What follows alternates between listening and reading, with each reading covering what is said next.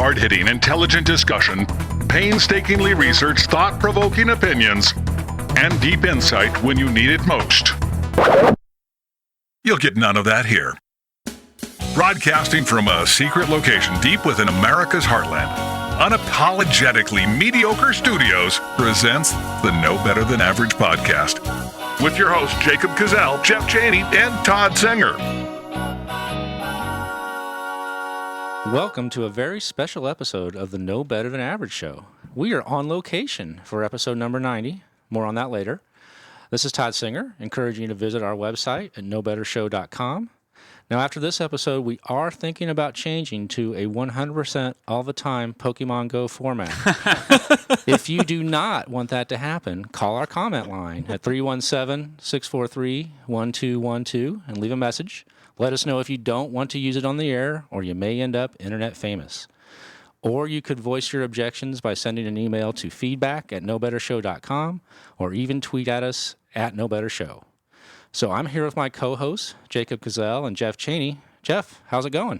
It's going really good. Just got back from Chicago. Spent a nice couple days up there with my oldest son, visiting one of his college buddies, and ate lots of good food. That's usually all I do. I saw some of that food on the interwebs. It looked very tasty. Yeah, I was jealous of the Portellos. I had the combo, which is Italian sausage and Italian beef. Combo's the best. Yeah, and I had the chocolate cake shake, which I guess they're famous for. I don't know. I didn't really care for it, so. It's a milkshake, and you didn't care for it? What are you, a It communist? has cake in it, and it just, drinking cake is just not okay, really. No, that sounds fantastic. So we have a guest today, and his name is Chris Spangle. Hello. He has graciously allowed us to invade his studio to record our podcast, and he has a sweet setup, which I'm sure we'll get into a little bit later. Chris has produced a local AM talk radio show and worked as the executive director for the Libertarian Party of Indiana. I know this because I hired him for that position. No pressure or anything, right? Right. He has since moved on to work at a marketing firm and is now working on the nationally syndicated radio program, The Bob and Tom Show. And what's your title over there, Chris? Web director? I am the web director, or I've renamed myself the digital director because web director sounds, like Spider-Man. It's, it used to be webmaster, which was even weirder. But That's right. The master of the webs. yeah. Good. So how did you get interested in radio originally? It is a lifelong passion, and thanks for having me on, guys. Appreciate it. It's been a lifelong passion. I grew up listening to the Bob and Tom Show, which is, heard by 4 million people a day. It's syndicated in over 100 markets, and it's broadcast out of Indianapolis, in which we're broadcasting at the moment. And I grew up listening to it. It's a comedy radio show, and I always worshipped comedians. I never got into sports. I always memorized, sorry, the cat. The cat loves to be part of all the podcasts that we do. So I grew up memorizing stand-up albums. So I grew up memorizing Bill Cosby albums, George Carlin, not, Michael Jordan scores. Why is there air? Yeah, exactly. Some of his... Bill Cosby. And so I grew up listening to that show all the time. I loved it. And I remember being 8 years old, and it was Halloween. And I was sitting out on the front porch listening to the local NPR station, and they were playing War of the Worlds by Orson Welles. And at that point, it was 75 years old. It was the 75th anniversary, I think, maybe. And I remember just freaking out and having the thought that, this is a little bit more, worked out than the actual thought at the time. But thinking if something 75 years old broadcast over this medium can have this much power that far into the future, that emotional connection, then that's something that I want to do. And I had grown up, I started listening to talk radio, listening to Bob and Tom, listening to local. I never wanted to be a DJ. As you'll hear, your listeners will hear, I'm very long-winded. And I always wanted to get into talk radio. And in college, I was delivering pizzas and got frustrated that They kept airing the local AAA baseball games instead of Michael Savage and Laura Ingraham and some other talk show programs that I would listen to in the afternoon. And the guy took my complaint and gave me an internship. And the rest is history, as they say. I started working at that AM radio station, and yeah. So it really started out being an early passion. I didn't want to be a fireman. I wanted to be on the radio. I wanted to do talk radio. So, which is why podcasting's great, because now I get to do that. So yeah, cool. I had another thing I wanted to ask you. So, in what ways do you plan to attract new listeners to a dying medium like radio? First, screw you, Todd. Yeah. Well, and I have a sarcasm alert on that, because I've been hearing, I think people have been saying that radio is dying for like 80 years now. Yeah, I don't think that radio's ever going to go away. I think, everybody, the push, what I do is basically I take our radio show and I put it online. So I take what Tom and the gang say, Tom, Chit, Christy, what they say during the day, I format it for the internet, through picture, video, audio, podcasts, rarely written word, but just in different bite-sized chunks. And so I'm the digital director for the dying medium, I guess, if you want to call it. So I have a huge passion for new media, but and the push is always for video. They always want me to do more and more video. That's because that's what advertisers want. They want video. But the truth is if you really sit down and look at our own habits, if you look at our own daily habits, how many hours a day or minutes a day do you spend listening to the radio or a podcast versus watching a video? Even if you're watching TV at home, you're on your phone or you're doing, it's still passive. You're listening to it. So I don't think radio is ever going to go away, simply because I think as we become busier in our lives, people want audio more than they want video. People want curation more than they want the whole shebang. I mean, people message me all the time and say, "Can you put all 32 years of Bob and Tom up on the website? I'd like to hear every minute of every show." It's like, you think you want that, but you don't. You want the best of stream that we have. You don't want 20,000 songs in your library, because you're only going to listen to the 100 that you love. And that's the science of radio has worked that out long ago, much to the chagrin of DJs who have always hated research. They just want to play the music, man. But radio will always exist, and I think it's some staggering number. It's above 90%. Tom says it all the time, where I think it's like 92% of people listen to radio weekly.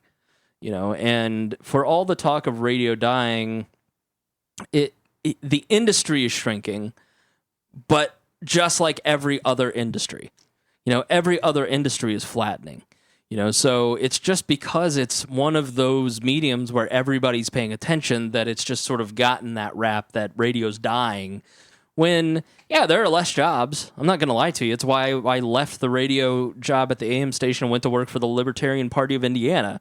When I was like, "Hey, Todd, hire me," because I didn't want to move for the next 30 years, making $30,000 a year, hoping, and all my colleagues, none of them work in radio now. I'm the only one that, of the young guys that I worked with at those stations that still are employed in radio, and I got there because of marketing expertise. So yeah, curation and our desire for audible content will always keep radio around. AM, who knows what happens with that, but FM will still definitely be there. Yeah, I've got a question. So, I mean, with the Bob and Tom show, it's obviously kind of sketch-driven. They have, discrete, you can share a 2-minute bit, a 5-minute bit. What's the corollary for a podcast where it's 40 minutes long, 15 minutes long for a short one? Most of them are an hour long. And that makes it really hard to find the best of and to share it out there. So, like, what do you, where do you think that the industry is going to go as far as making it more shareable? Because, it's easy to share a 2-minute video. It's hard to share a 40-minute clip and to get someone, "Oh, hey, these guys really talked about something interesting," or "This is really funny. You got to go listen to it." And then people go, "Well, it's 40 minutes. I'm not gonna jump into this." Sure, it's part of the theory of what I do, what I have brought to this job, is make as much stuff accessible in as many places as possible, because, there's something out there for everybody. So there are the people who we do a subscription podcast of every second of the show, and then there's thousands of people that love that. And then I started a free podcast. And that can range from a 2-minute bit, which is a comedy sketch, up to 40 minutes of an hour of that day's show, depending on what I think was good. Mm-hmm. And the way that I judge that is just, it goes off in my brain that, I'm listening to this and I go, God, I want to share that with my friends. So if that happens in my head, then I know that's happening in the listener's head. And so I want to make that available. The foundation of what Bob and Tom do is, the Bob and Tom show, as Bob is now retired. The foundation of the show is really a core group of characters talking about a story or their lives or some piece of information and making it funny and entertaining each other. And, there's always been the canned laughter, like there's just this fake ha ha ha. But I've been in the room. It's legitimate laughter. You can pick those pieces. What's really hard is the 30-second promo that we ship off to our affiliates. That's really hard, is getting down to that 30-second little soundbite. But when you're talking about podcasting, when you're talking about an on-demand medium, some people want the 2 minutes, some people want the 15-minute drive, some people want 4 hours. Right. It really depends on the person. And so you kind of want to give people what they want in the way that they want it. Do you listen on the website? Do you listen on a podcast app? Do you listen, on your iTunes? Do you listen? So you've got to make sure that piece of content is compatible everywhere and accessible everywhere. I do a podcast called We Are Libertarians, and that's almost always a 2-hour show weekly, up to 3 hours. Todd just finished a 3-hour podcast of ours, and we've tried to get it down. But what I've found is that people want to hear what you have to say. And as long as you say what you've got to say with as little fluff as possible, and people will gravitate towards that. So what Bob and Tom and Chick and Christy and all the others around the show are good at is cutting out. They've done it for so long that they've cut out the conversational fluff, and then I can go in and kind of trim the fat if there is some. Mm-hmm. So to answer your question, there is no right answer. It's what your preference is, because Jeff may like 40-minute podcasts and Todd may like 3-minute clips. So right. you give them both. Yeah, it just seems like there's not a good mechanism to share that and get that audience that you can do with more viral bits and pieces. Sure. And I don't know what the answer is. Obviously, somebody out there, there's a huge untapped potential. I don't know who determines, who solves that, who cracks that nut. I think the key is we're not very interesting, so people don't want to listen to us. Well, that's not true. Not true at all. I've met you 5 minutes ago. I find you very interesting, Jeff. And he's an excellent liar, which is why he's in politics. No, congratulations.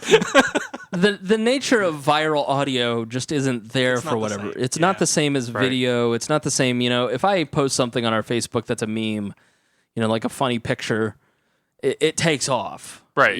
But a bit that cost money to produce, I won't say how much, but you look at some of the Bob and Tom comedy bits, and they're all on our website, or Lord knows they're all on YouTube. Some of those bits from 10 years ago, we're talking 10-piece orchestras. Mm-hmm, sure, yeah. That cost thousands of dollars to produce, that are legendary bits and pieces. But there's something about the way that social media works, is that it's visual. Mm-hmm. So that's why you get viral videos and viral images. But audio, you got to have a really good title on that stuff. You got to have a really good context written into the headline and the short description to make something like that viral. Well, so many people consume social stuff without any audio because they're doing it in the office and they don't want that audio to come out. Yeah. I mean, I can't tell you how many times you're walking by and you're seeing somebody, looking at Facebook, and heck, I mean, I know a lot of video producers are subtitling stuff now because they know that people aren't going to listen to that, and they want if nothing else, the subtitles to pique their interest enough for them to actually go into the video. We just shot a video announcing a new affiliate. And in the video, we did it low tech. We printed off the 2 logos and just said, "Here, play with this." So the logos would be visually seen for that very reason. Right. You had mentioned something. The audience, I know they're syndicated nationally. Are they international? Are they in Canada too, or just the United States? We're on the Armed Forces Network, so okay, you can say global. it's internet. Yeah. I just didn't know how big the reach was. You said something about the audience being 4 million, and that surprised me. That actually seems low. And I'm curious, do you know how that number has trended compared to, say, 20 years ago when they were just getting started with syndication and were still a local show? It stayed pretty consistent. Has it's that you lose and add affiliates all the time. I mean, Right. and so but I don't know the answer to that. Because, they're still considered, I think, one of the number one, if not the number one, like morning radio talk show, comedy show, aren't they? I consider it the number one. Well, I didn't know how like the ratings people consider them, but I know they're up there. They're always in the very top. Top 10 easy Right. in terms of audience. Radio audiences, I don't think get much bigger than 10 million. Really? If you're talking about like a Rush Limbaugh who's Right. on 600 stations and shrinking, it's somewhere between. I think the top talk audiences are somewhere between 10 and 15. But if you look up talkers.com, you can kind of see that. But yeah, it's a very big audience in terms of just your general male-oriented talk. I consider it the top, but I don't know the industry necessarily Right. the way that I probably should. It surprises me that, you say 10 million is a huge radio audience. That to me sounds small, especially if, like you said, it's 90% of people turn on the radio every day. So, the audience is it just... Those are talk audiences. So, okay, talk audiences. But you're also talking about something that is very localized. Right. So it's not like my favorite TV show, Blue Bloods, which gets 10 million people watching it every week. Right. That's on everybody's TV station. We're talking about if you're talking about a radio show that has affiliates, one market may be 1 million people, one market may be 200,000 people, one market, but there's not really a crossover. Right. That's true. It just, the numbers seem smaller than I would have thought. It surprises me. Especially like Rush Limbaugh. You think he would have a bigger audience than that because he's a big blowhard who likes to talk. Yeah. He's got that national presence. Sure, absolutely. So at the same time, it feels like radio is not diversifying in that, it's corporate and everywhere you go is like, what is it, Jack FM, and it's the same stuff from, one part of the country to the other part of the country. So is it consolidating or is it becoming more diversified? Like, what are your views on it being in the industry? In the Telecom Act in the 90s, I think it was the 96 Telecom Act, it did, when you had Clear Channel buying up a lot of stations, it did become conglomerates. It did kind of become an industry that would be a lot of copycats, top-down branded content, and you still have some of that. It really comes down to the music industry. If you're talking music radio, if you're a classic rock format, you want to hear the songs that you have an emotional connection to. You want to hear Led Zeppelin. You want to hear maybe not the Beatles like on a classic rock format, but like Led Zeppelin, Rush, Queen, ZZ Top. Songs that when if you're a 54-year-old male, those were popular when you were in high school. Right. Where hip hop stations that are geared towards 30-year-old women, I listen to and I go, "Oh, this is the best song in 2001 when I was in high school." So it comes. You can say, "Oh yeah, there's homogenization," but it also has to do with we're creatures of pattern. Humans are pattern creatures, and so we like similar things. That's why certain music is a hit, right? And so we want to listen to that. People don't, and this is a misconception. It's like, "Oh man, that station plays the same song over and over." It's like, yeah, because you like it, dumbass.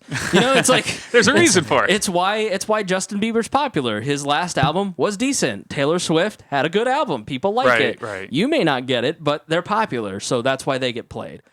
Oh yeah, well, people always are, crapping on new music, and it's good. I mean, Sure. I feel like we're in a renaissance of music right now, and there's so many choices and options.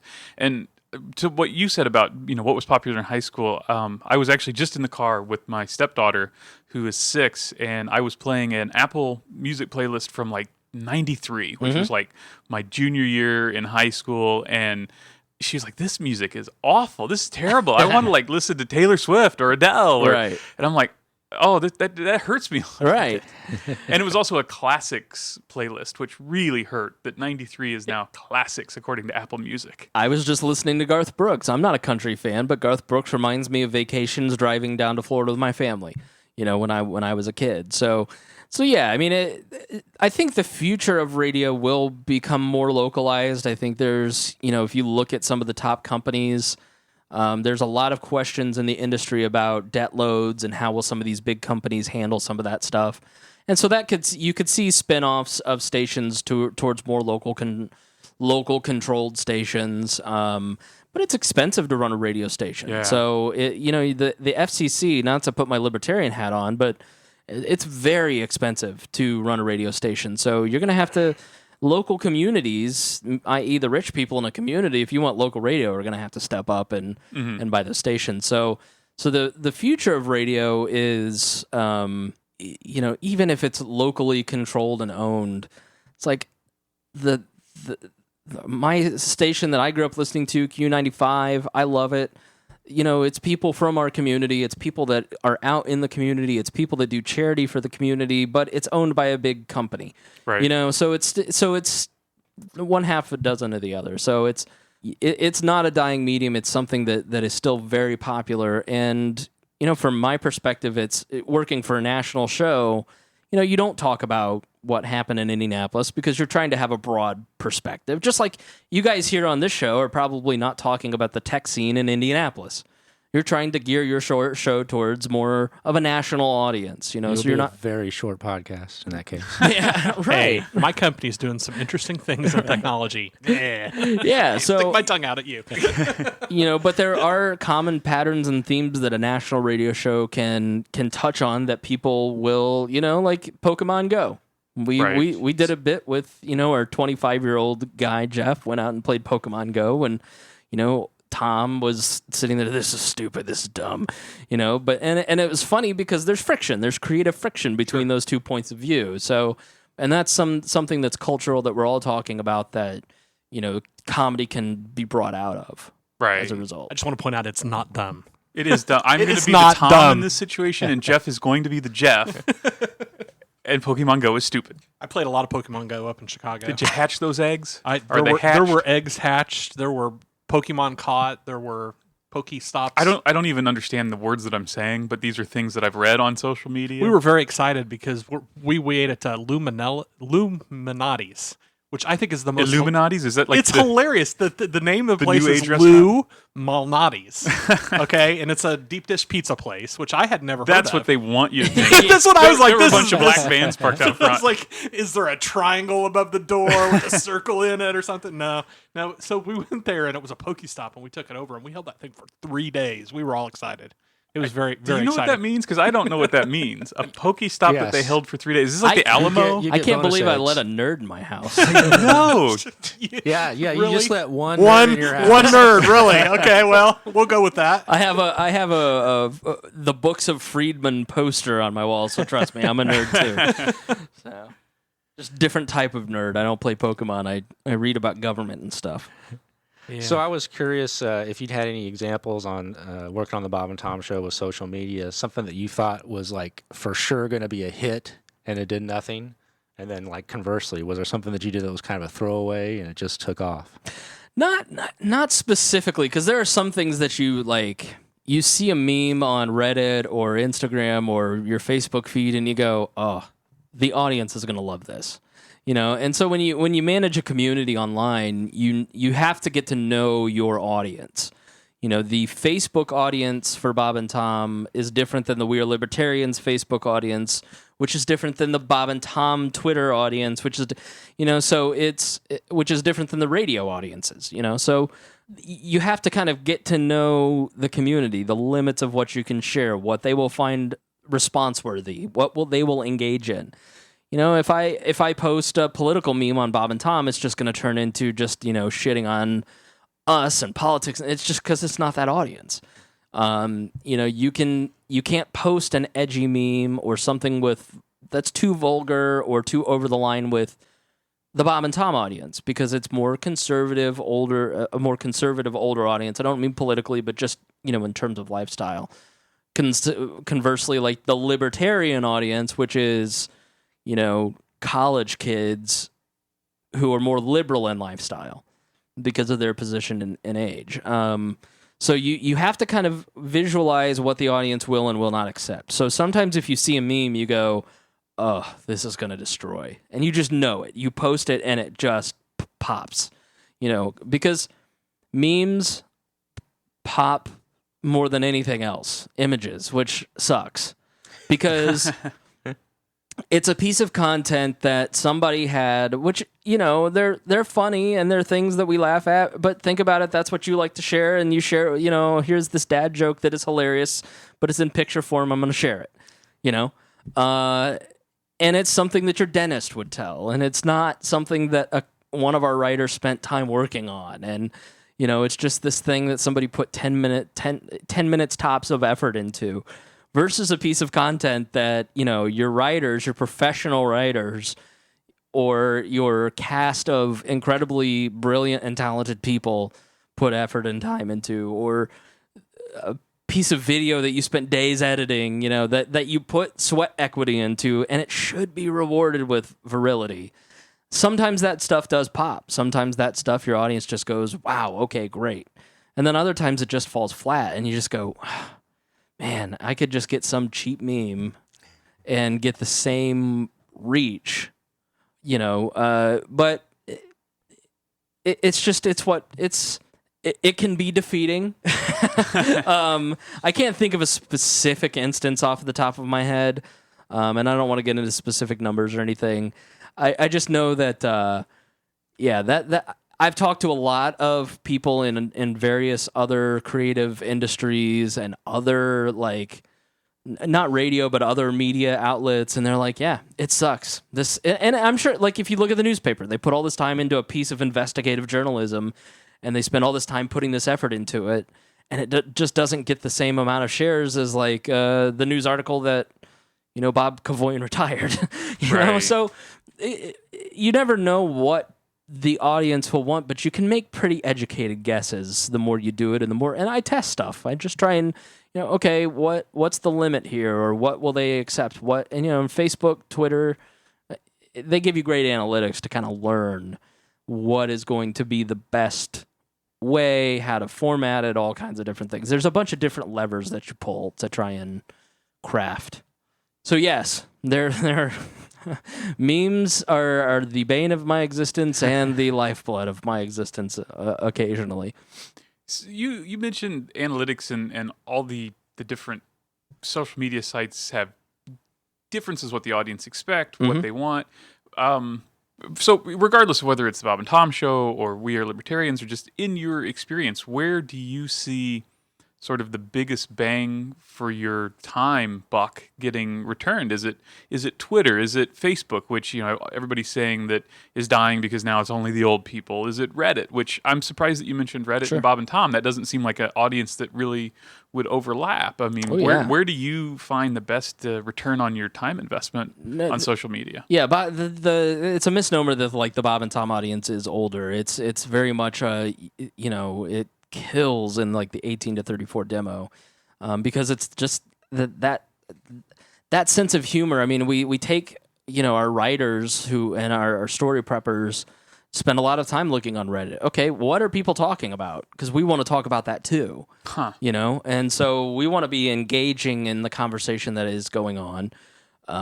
In terms of what platforms, this is pretty consistent. This is not specific to an audience. Facebook is the king. Sure. It's, you know, if the we're talking about an 18-inch pizza pie for Facebook and an 8-inch personal pan pizza at Pizza Hut for Twitter, and that's second. Really? Yeah. Wow. No, I mean, in terms of if you're trying to get people to take action on something, anything, click on a link back to your website, buy something, share something, download a podcast, or any kind of action on any platform. And this is pretty consistent across creative industries and different mediums. Facebook is king, and they know it. And that's why they make you pay now. If you have the keyword buy, sell, join, donate, do, whatever, any kind of action word, their algorithm weights that post. And so you'll see something that'll, say, hey, download the We Are Libertarians podcast or buy this new hat.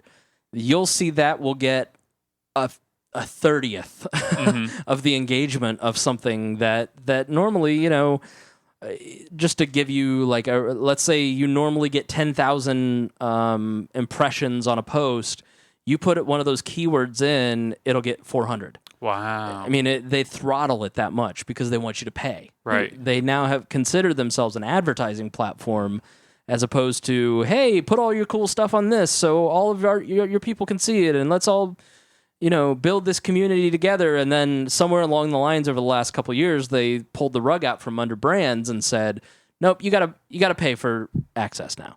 You're cluttering everybody's feeds. Well, you guys drove us here. Right. So Facebook kind of broke that agreement, but they can because they're Facebook. Well, and to be fair, they are happy to let you clutter someone's feed if the price is right. Absolutely. Yeah. And they're a business, and that's their right. They build a better product. And if you think about it, Facebook has become the AOL of 1996. That is where I do my messaging. That is essentially my messaging and my email. That's how I talk to my friends. That's how we share information. That's how We Are Libertarians is all planned out in Facebook Messenger.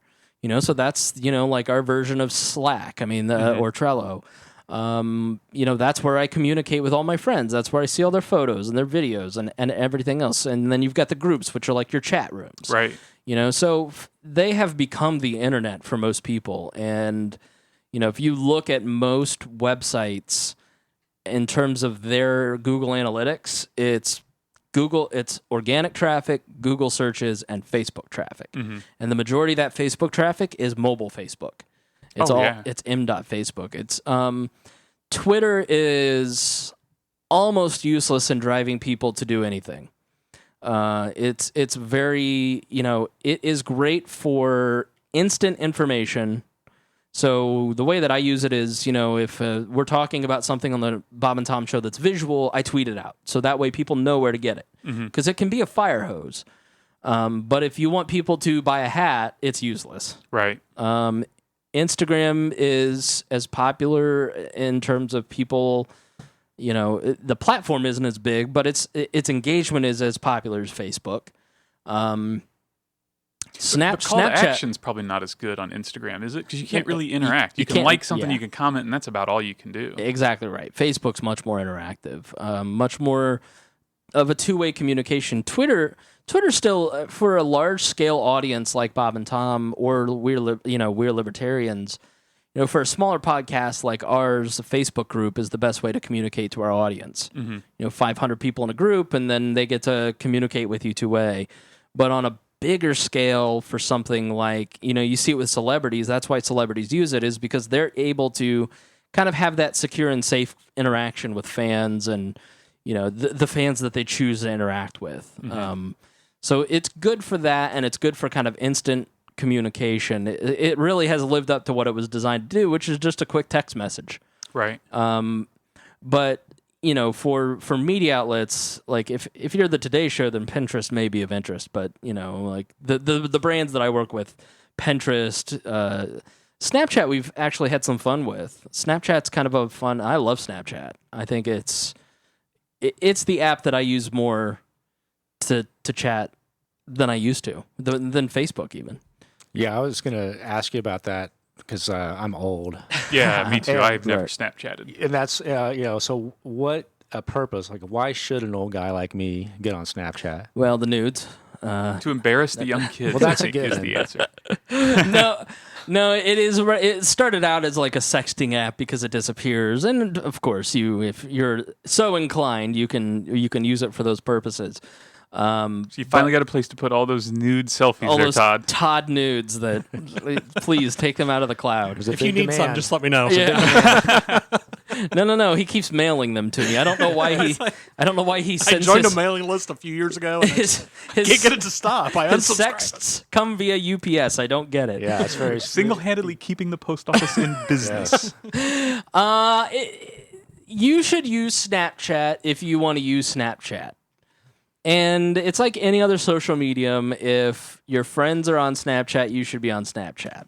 I've got a few hundred Snapchat friends, and a couple dozen that I talk to regularly, and that's our main way of communicating. And it's great visually because you can see the person and you can do funny videos, and there's filters, and it's a more creative way to chat. But if there's nobody to chat with, then there's no point. So, if you've got kids, then it's hilarious because they love to play with the filters. Like my niece is 2, and the only time she'll sit still is when the Snapchat filters are on and she can be a dog. So that's the only reason, is if you've got people to talk to with there. So if you don't, I do have kids. Maybe I'll have to try to get them into it. yeah, it can be a fun way for you and your wife to send funny photos with the kids, and That's not where I thought you were going with you and the wife. I thought that was going to take a completely different turn. I know Todd. He's a man of great passion, but not on the internet usually. So this is going to be a little bit different topic, but I've heard you talk about this on your program quite a bit, and I am an ISTJ. An ISTJ. Okay. And for those of who don't know, it's a Myers-Briggs personality test measure. This actually came up. I was talking with my ex-fiance. She was talking about mood swings, and I said yes. As an ISTJ, I can have violent mood swings. I can go from stoic to aloof to pensive, and then right back to stoic at the drop of a hat. Right. And so I'm curious, you fall more on the emotional side. So how, we talk about this with libertarianism, but it's just in general, how can I be more persuasive to non-ISTJ, such as yourself? I'm an ENFJ. So in the land of libertarians and IT people of INTJs, I am a real weirdo, and I have a hard time with INTJs, and they have an equally hard time with me. My friend Christine is an INTJ. Yeah, and, I'm an INTJ. and she's just like, you and your emotions, it wears me out. Like, this is just a rational decision, yes or no. And I'm like, no, you don't see the emotional underpinnings of your. We had this discussion today. I said, no, I'm not being emotional. I'm emotionally detached, and you're not seeing your emotions. And she's like, shut up about emotions. I don't know. I think it really comes down to play to your strengths. In any kind of persuasion, in any kind of marketing, you want to market to your strengths. Emotional people, I will always cry when Jenny dies in Forrest Gump. When Colonel Potter takes off, and I think it's Colonel Potter, or in MASH, when the Colonel dies in the helicopter crash, I weep like a baby, but you INTJ types might not, and I don't understand this crying at a movie thing. Right. Jeff, I have to look at you. I might have cried at a few movies. What are you talking about? Right. Leave me alone. And this is why capitalism is great. I would never want to be an accountant. I would never want to do. I'm not a coder. I'm the type of guy who can take content and craft content and build a story. But if I had to sit in front of a computer and write code all day or push numbers, I would be massively suicidal all the time. So thank God that you do what you do, and there are people that I do what I do, and we can all share in our strengths. The best way to persuade to an emotional person is doing exactly what you did, which is first saying, I don't understand you. And admitting that and being vulnerable and saying, I recognize that you are one of these weird emotional types. I don't get it because I'm this way. And the emotional type person will go, "Oh, that's so nice." I mean, it really comes down to communication and dialogue and just allowing yourself to be vulnerable. I think there are a lot of people who are on any spectrum. The work of Brene Brown has been hugely influential in my life in talking about, allowing myself to be vulnerable, opening up, being just radical honesty. And I think when you do that, it doesn't matter where you're at on the Myers-Briggs. If you have empathy for other people and have communication with them, then it will be easy to get along and persuade them. So saying, "I think you're a freak because you cry when Jenny dies," is perfectly acceptable. She deserved it. She knew what she did. Right. So yeah, I think that's the key is, and not judging someone because they're not like you. You're not that way, but there are a lot of people who have a superiority complex. And I think a lot of people want to validate themselves externally. So if everybody else is like them, then they feel better about themselves. And if people are different than them, then that makes them feel like there's something wrong with them instead of just appreciating that people are different. And so we all have that family member, that Aunt Donna or whatever, that, everybody just needs to be like Aunt Donna and everybody will be fine because she's just right and she's the one that knows everything. And like that judging person, people judge because they feel insecure, And so I think that's another key part is just not judging or not being condescending or looking down on people. And I think that's a huge reason why the libertarian movement has not grown as much as it should. It's because when you show up to a libertarian meeting, you're met with a lot of, "Oh, well, you're not like me, so you're kind of a jerk." Gosh, you sure gave the wrong answer to that question, new person. Yeah, if you just believed exactly what I believed, and I'm not going to give you the benefit of the doubt that it took you 10 years to learn all the things that you learned, you should just know it because I know it. So I think just understanding empathy and vulnerability is the key, which I'll explain what those words mean to you later, dear ISTJ. What are your thoughts on the end of Beauty and the Beast? Yeah. Because when the Beast dies, that's just every time. Spoiler alert. Sorry. Do we have to put a spoiler alert of a movie from 1994? 1992. Yeah, I feel like the statute of limitations has expired. Okay. And can we just all agree that everyone should have to get a tattoo of their Myers-Briggs type somewhere on their body, forehead? visible? Yeah. I would have to take the on an test. arm. Every time I get those tests, I'm just like, I am not taking this. I know I'm an emotional wreck. Leave me alone. If I had to guess, Jeff, I would say you're an.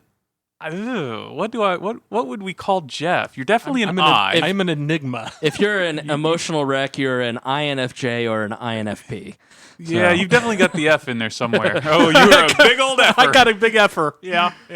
That's. I don't know what they stand for. You can type them into Google, and it will take you to a Wikipedia link for all of the different types. That's it, right? Don't take the test. Don't take the Look test. at the Wikipedia page and pick the one that best describes you. Don't take the test. The point of the... I think that's a good idea. Tests are overrated when you can just read the little one paragraph thing and be like, "Oh yeah, that's me." Why would I take a test developed by a psychologist when I can self-diagnose? I'm sure I've probably taken it before, and I do tend to be an enigma because I am very logical, but I can get very emotional. So it's kind of a weird mix for me. You might be an INFJ or an ENFJ then, because I am. I'm like part Vulcan and part Southern grandmother. So it's a weird mix. But I agree. If I go out with a girl, I need to know her Myers-Briggs. I need to know where you're at. And the worst relationships I've ever had are with INTJs. It turns out it's the best and then the worst. I'd say INFJ looking at this. Yep. That'd be my guess. Yep. I could buy that. And I'm an INTJ. I don't have all of those pesky feelings in the way. Right. Yeah, I am a pretty emotional person. I kind of wear my emotions on my sleeve. See, I admit it. So, and I don't trust people who say they have no emotions. I don't buy that at all. It's not that I have no emotions. It's that I do what God intended. I squeeze them down into a tiny little cancerous ball deep within, and I never acknowledge it. Right. I just took you through all three of my emotions. I don't know what you mean by not emotional. Hey, Jeff, I think we were talking before, and you had a question about comedy for Chris? yeah, I just wondered, how is the stand-up career going? I admit I'm a Facebook stalker. I don't know how we even ended up as friends on Facebook, but we are. Right. And I follow you, and I'm like, how's that going? I actually have quite a few Facebook friends that are in the comedy world. Yeah, I have been writing stuff down. So I did a podcast. I have another podcast called The Chris Spangle Show, and I did an episode with Josh Arnold, who's a fantastic comedian, about doing stand-up comedy. And I have not done it yet. It's something that I want to do. It's something that I finally have admitted out loud that I want to do it. I've always wanted to do it. You heard earlier in the episode that I memorized stand-up comedy. So the process is just writing down funny little ideas and then putting them all together. And I find myself not kind of having writer's block. And for whatever reason, for this one thing, I'm intimidated by the act of going to do comedy in front of a group of peers. It's scary to me because I've gotten to know these people, and so to fail in front of them would feel awkward, even though that's a totally irrational thought because they are doing the same thing. You know what I mean? Like, they have the same thought. Like, they're standing up in front of their friends, so why would it matter to them that I'm doing that? So it's probably an ego thing. But, yeah, I've been writing stuff down, trying to put together, like 3 minutes of funny lines. Because you have to write out, you set up punchline, set up punchline, set up punchline. And it's harder than I thought it would be because my particular skill is conversation. Right. And that isn't necessarily what works on a stand-up stage. And I find that a lot of my punchlines just aren't as funny as they should be. If only these people would listen to me. I'm funny, damn it. Right. Like the other day, I was at Earth Fair, and I was at the meat counter, and I was just bombing with this guy. I was just cracking jokes, trying to be conversational with him, and he just was not having any of me. He was not laughing at anything I said. If there was a market for bad dad jokes, I think I could be right in the running. Yeah. A very excellent performer because I come up with these things all the time. And so, I thought of a funny line. I walked by and he said, "Man, those were grade A jokes." Get it, beef? Yeah, I get it. And that's choice, you if can't, you will. Yeah, you can't tell that joke in a comedy club because the other open micers, even though half of them are probably not, 75% of them are not funny. Like, you can't say that. Your peers will laugh at you. So isn't that the point? Right. So yeah, it's coming along half-assed. Yeah, well, Jeff, that's how it's coming. Sorry. Who cares what that meat cutter thinks anyway? Right. What does he know? Look what he's doing with his life. But I would think it would be easier to fail in front of comedians because if they've done They're it, all failures. That's right. but if they've ever done it before, they've eaten it, right? They've eaten it hard. Yeah. And they would at least they would give you crap and make fun of you, but it would be a good-natured crap. Exactly. To me, the thought of failing in front of somebody who does it professionally would be more comforting than standing in front of a group of strangers who paid their $4 cover and 2-drink minimum at the comedy club, who are like, who is this idiot? He sucks. That would bother me more. You heard the choice joke, right? I did hear the choice. Yeah, you might need to spend more time writing. Maybe move away from deli-based humor. But other than that, yeah, I don't know. I'd be terrified Jim to do Gaffigan is like a multimillionaire with deli-based humor. I don't know what you're talking about. Well, I'll tell you what But it is. he owns it. Nobody else could be the deli guy. You can't do a Hot Pocket thing. You got to pay him a nickel. You're right. The thing is it's not about anybody else. It's about me making excuses to not want to be vulnerable. It makes hard. It makes me uncomfortable. Yeah. So I don't want to be uncomfortable. So I'm fine. I find excuses as to why I can't go on a Monday night and do it. Mm-hmm.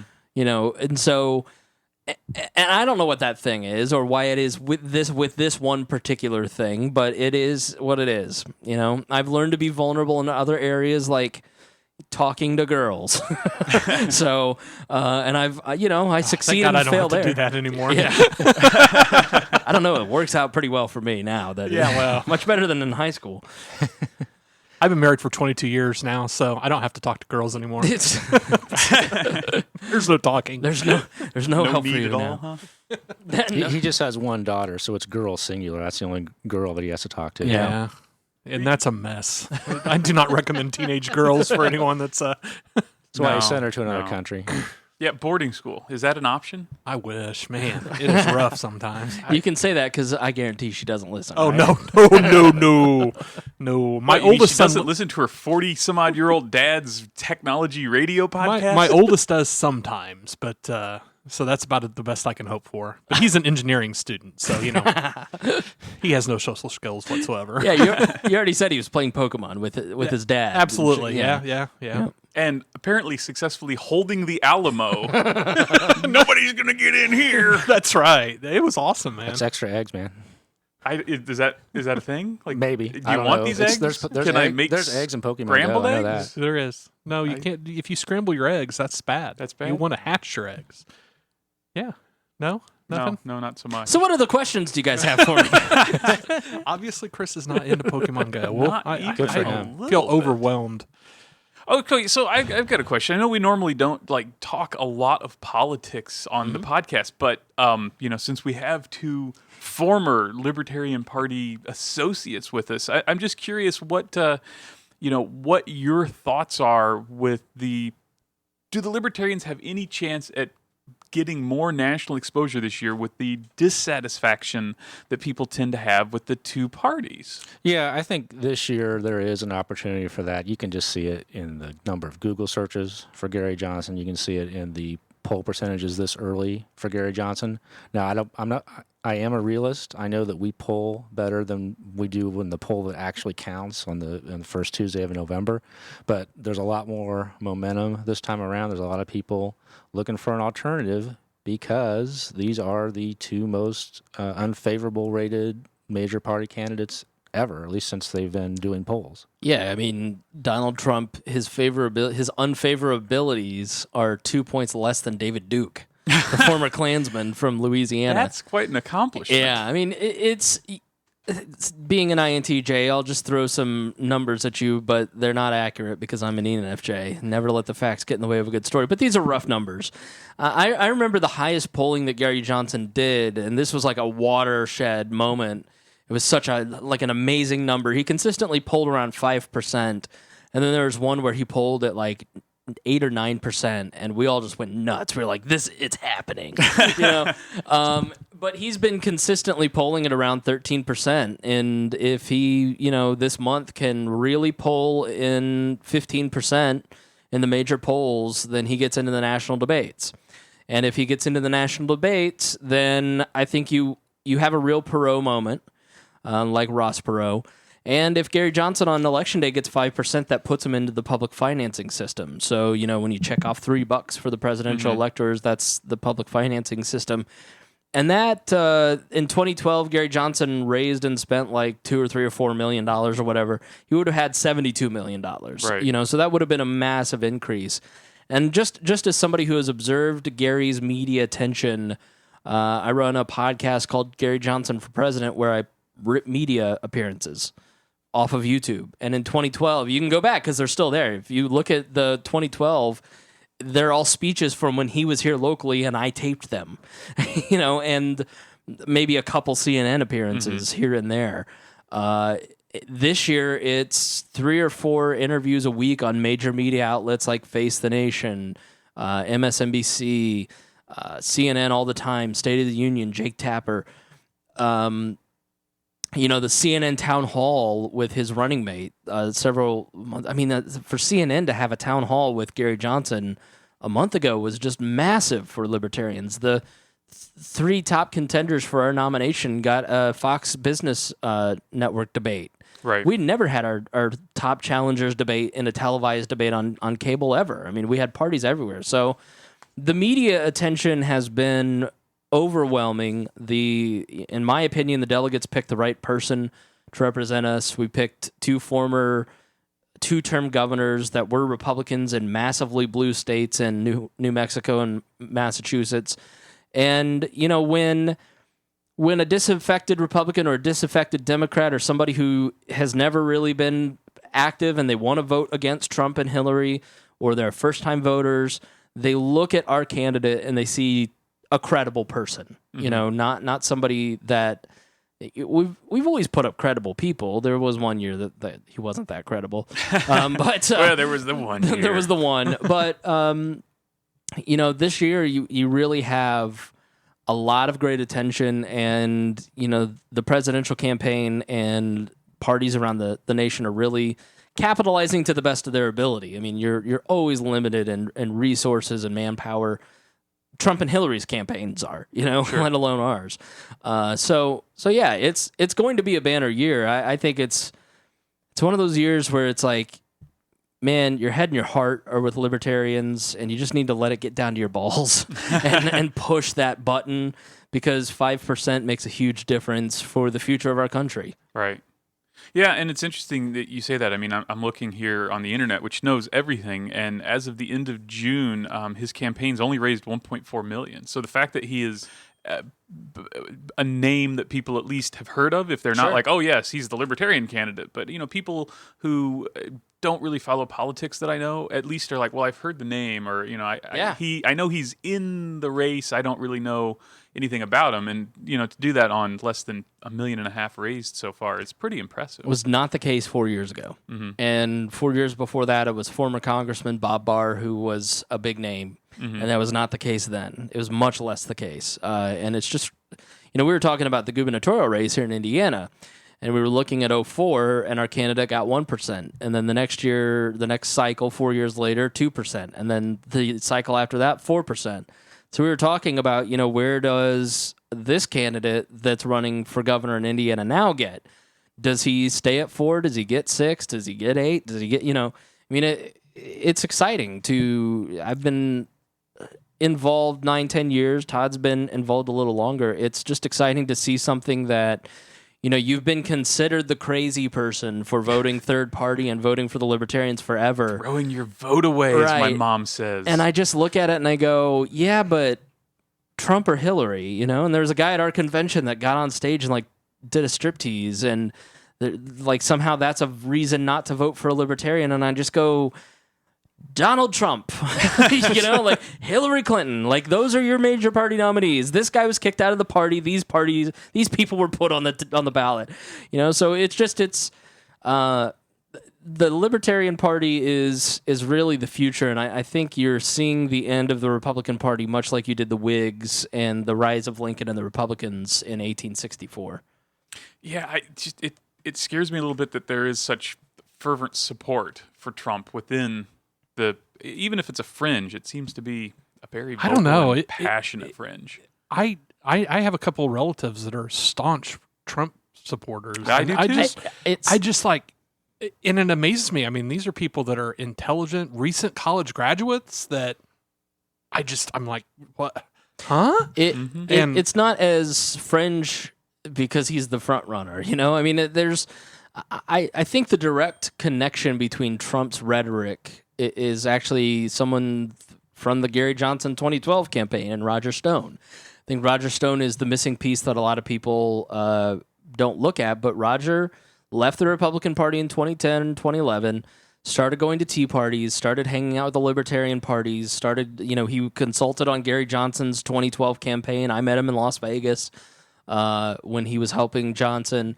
And, I think he identified this untapped market. And that's what Trump does so well, is he markets. He built buildings in the 80s, but really since then it's been licensing his name. He's got this hollow business of just marketing himself and being synonymous with quality. He just, the only other person in history, Huey Long was able to manipulate the media like this, Upton Sinclair and his race for governor, and Mussolini. Those are the only other people that I can think that have ever been able to persuade and manipulate the media like Trump has. And it's because he picked a market that I think Roger Stone helped identify, and it's just this disaffected blue-collar worker. And, you guys being in the tech industry and being familiar with tech, we all look at automation, and it's scary. There could be 50% unemployment in the next 25 years, because of automation. And so as we move from agriculture, industrial jobs to the information economy, there's just this whole wide sprawl of voters that they're out of work and they're underemployed, and that's not going to go away. Is there going to be any truck drivers in 20 years?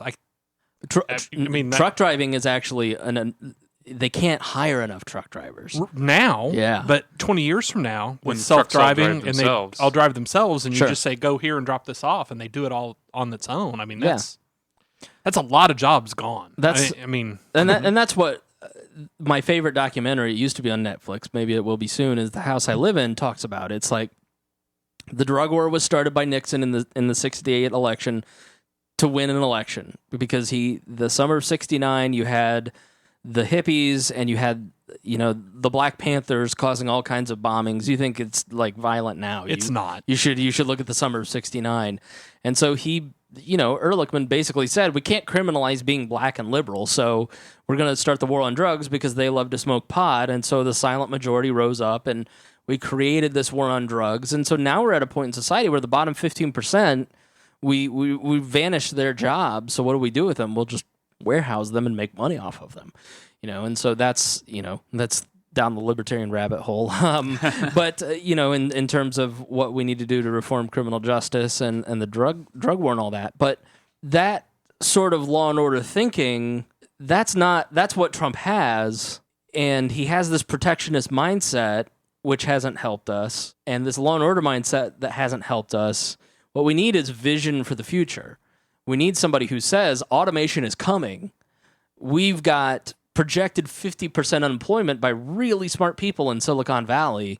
The top tech minds, like Elon Musk, speak out against artificial intelligence, not just because of the Terminator aspect, but also because it's bad for human beings in our society because we're going to be out of work. Mm-hmm.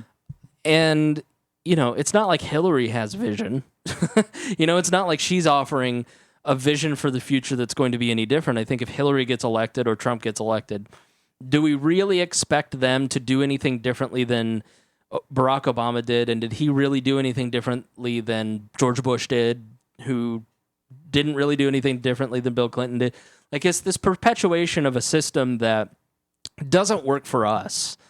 And if it means wasting my vote on my principles, then I'm happy to do it. Right. Well, it's interesting you said that. Bush or Trump or Clinton wouldn't be that much different than Obama, who really wasn't that much different. I mean, it's even people who are saying that Trump is the outsider and he's not the career politician. I mean, how much power does the president have to really change things? And what do you expect when you put 60-year-olds in office? Yeah, they're not going to be visionary necessarily.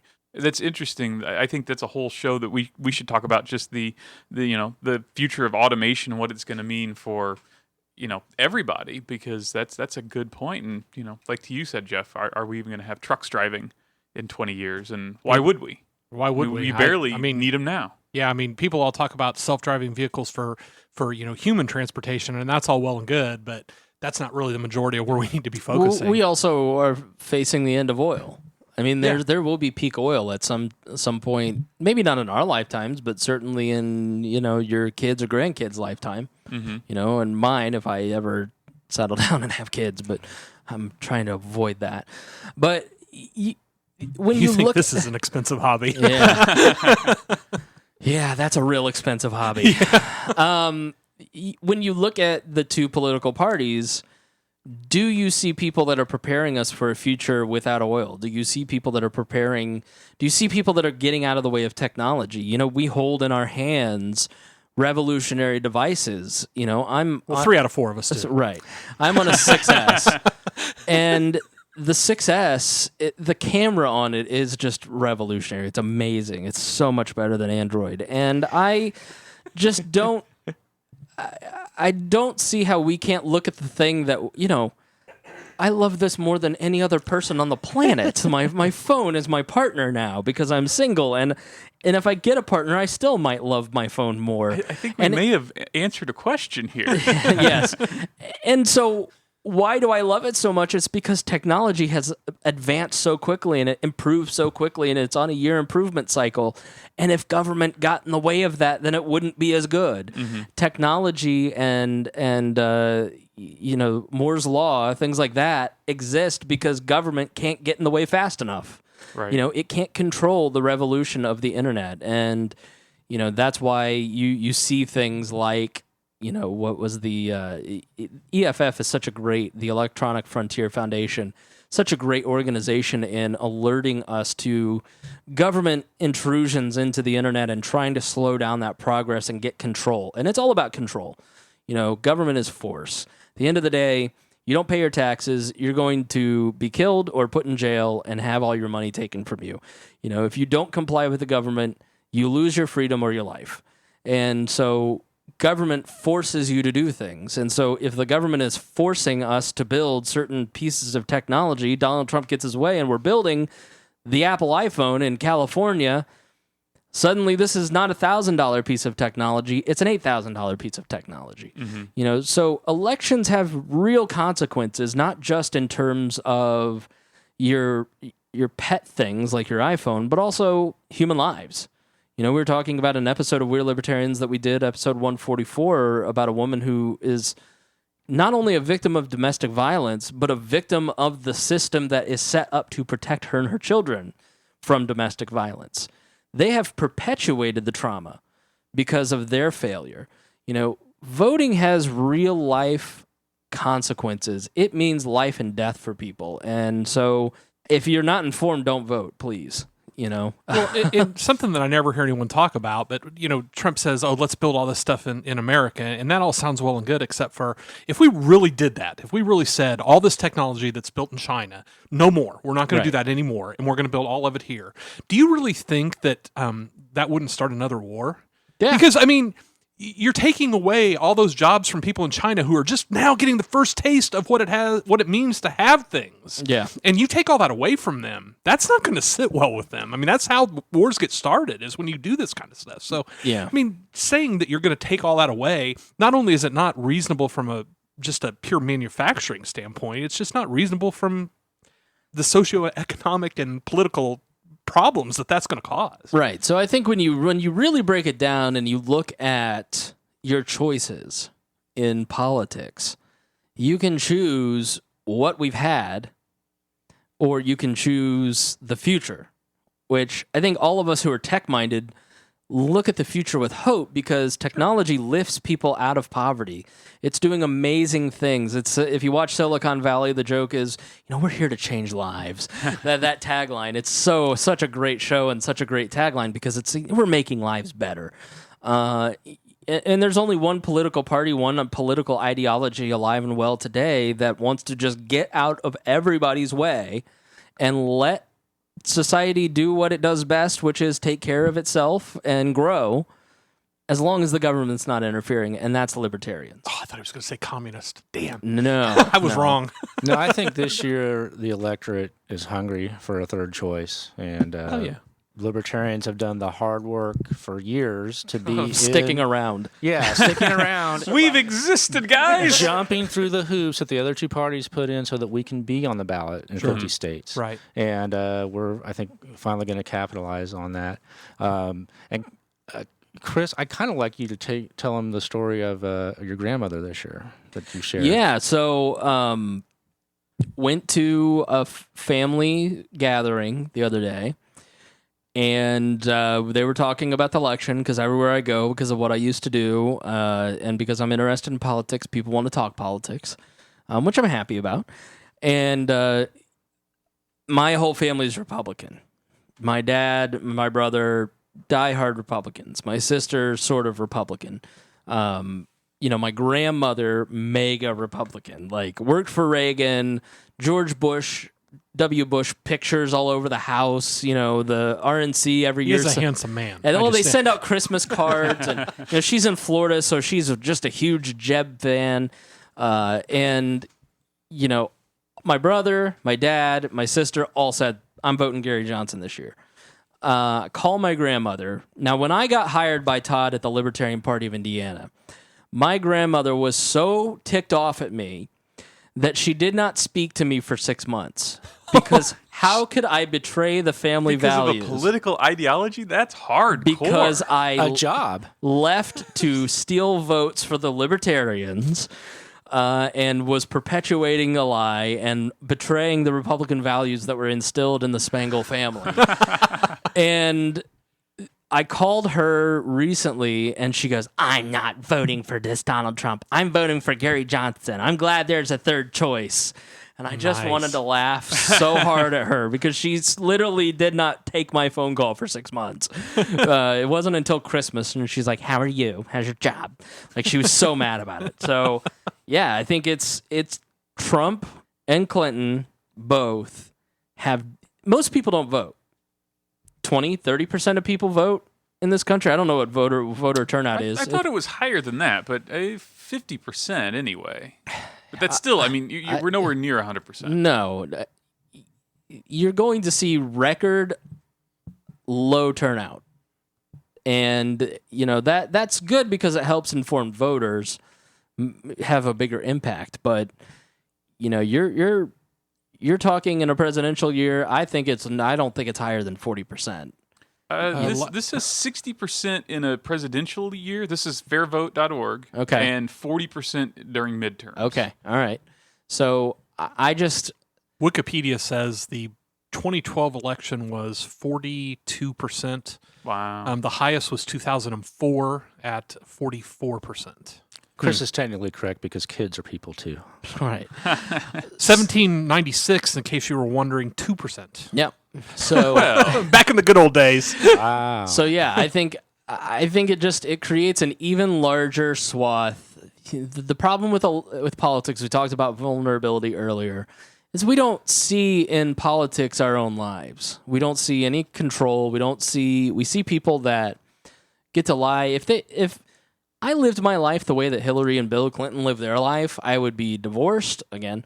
I would be, in jail. I would be investigated all the time. I mean, at least one out of three that has happened.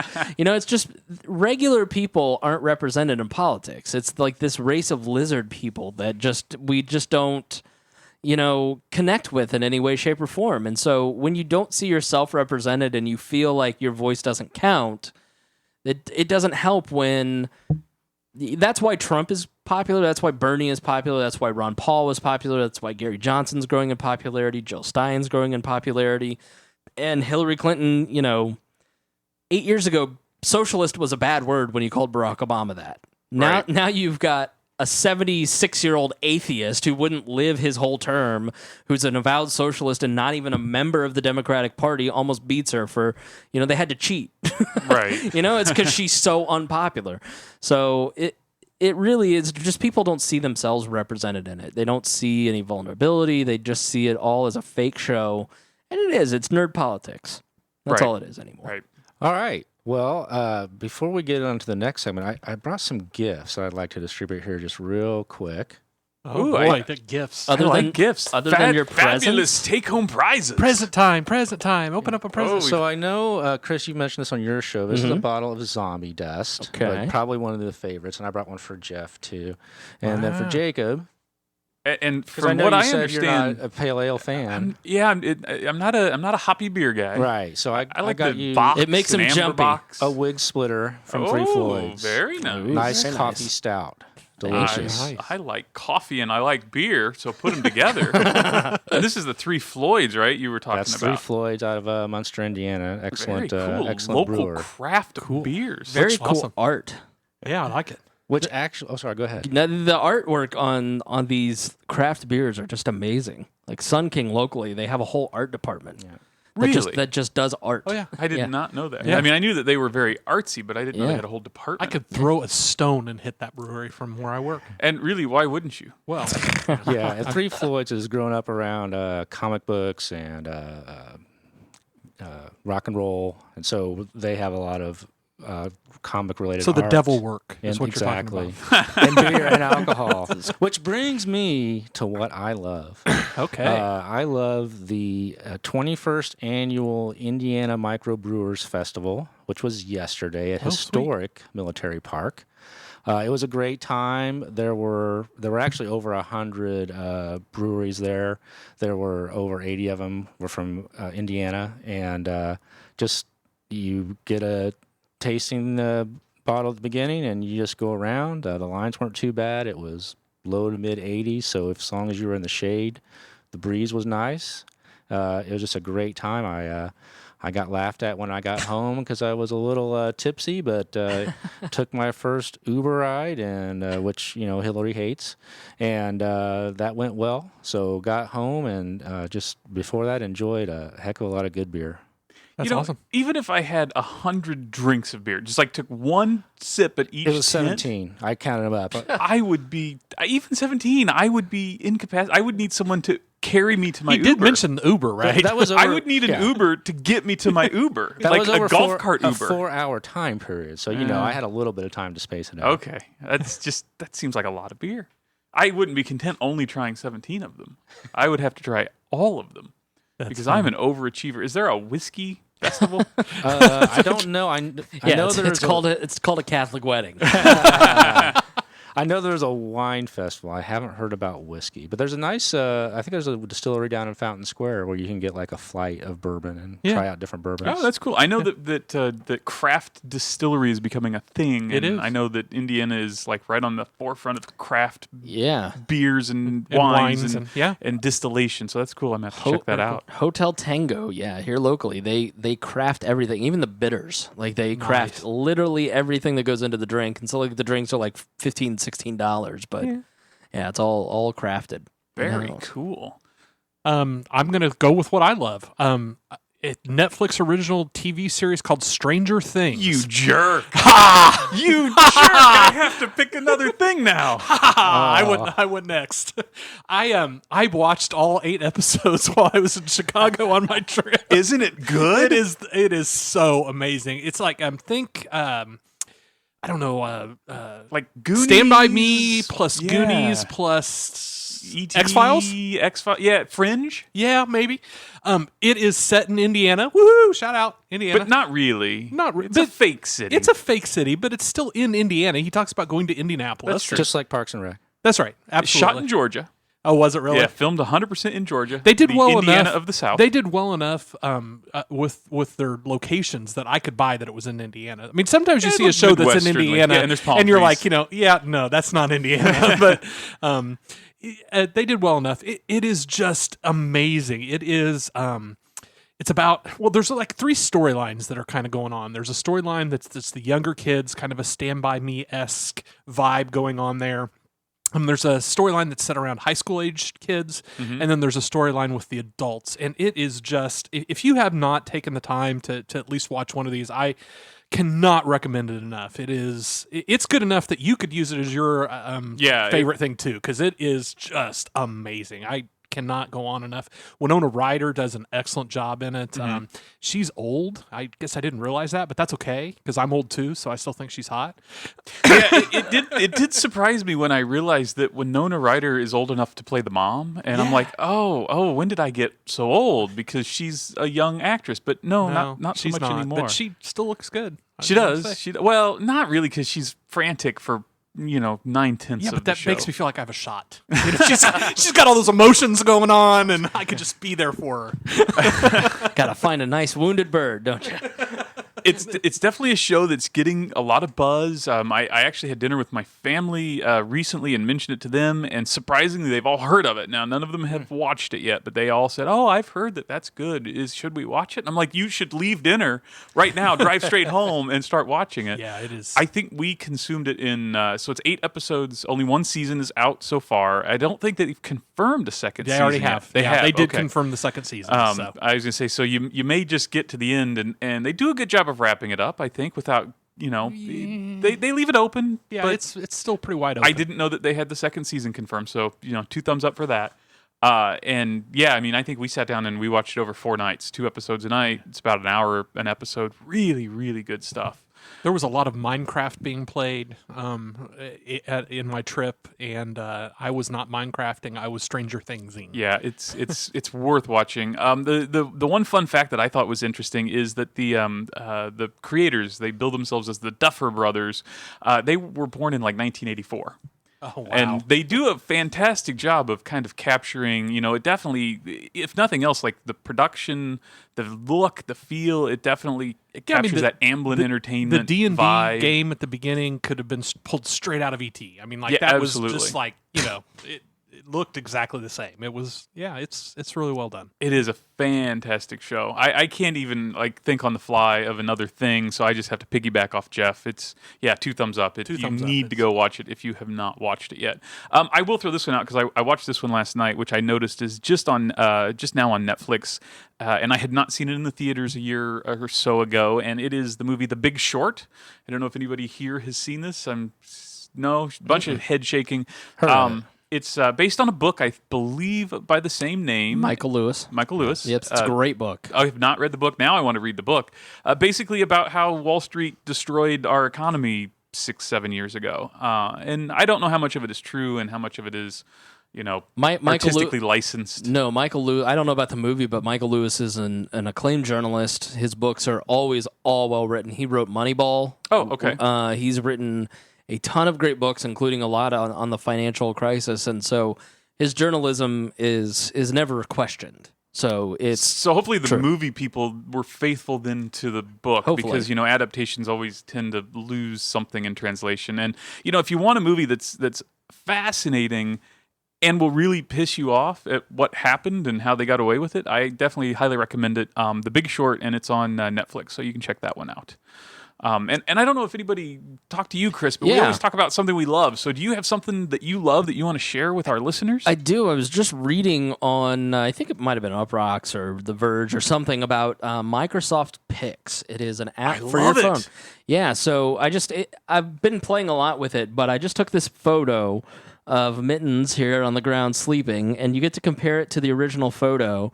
And so what this does is it takes, a few seconds of video. It captures using the phone, but the 6S on Apple has the live shot, which is the a second and a half before and after you take a shot, so it turns it into I don't know, it's kind of useless to me, but it makes it like a little GIF. But what the Microsoft Pix app does, PIX, it takes all the best pixels. So it uses Trumpian nature, and so I use all the best pixels. People say all the time my pixels are the best, and it combines them to make it a great photo. And I haven't really taken a bad photo yet. I mean, you hit compare, and you can check it out and see. You just see the difference, especially in low light situations. This photo of my cat. Basically, it goes from she looks like a dark blob to seeing the outlines on her stripes. So Microsoft Pix, Microsoft is doing a lot of really interesting things in terms of software and trying to branch out beyond just, the office days. And now that Steve Ballmer's gone, they seem like a company with vision again. So this is a great app, and it's on iOS. I don't know about your loser platform, but I haven't checked. I basically have a camera that takes text messages and phone calls. I don't use the phone. I use the camera. That's what I want the phone for, is a good camera. And for work, that's all we shoot. When we shoot videos, it's all on my iPhone. We don't have big camera rigs or any of that kind of stuff. Yep, everything's shot on the iPhone now. We've completely converted to iOS. That's what most of the TV stations use too. They use something called a Padcaster, and then if you're Rafael Sanchez out on the street, they just give you a tripod with a phone clip, and they use special a special app that beams it right back to the live. From an iOS device. Yep. That's amazing. Don't use trucks anymore. Those cameras are what, 30,000-40,000 for a big ENG camera. Yeah, so our technicians at work are starting to, instead of buying the $5,000 piece of equipment, now you can download an app that'll connect right into the box, and it sounds like radio broadcast quality just from your phone. So wow, revolutionary stuff happening in broadcasting with iOS devices. Just iOS.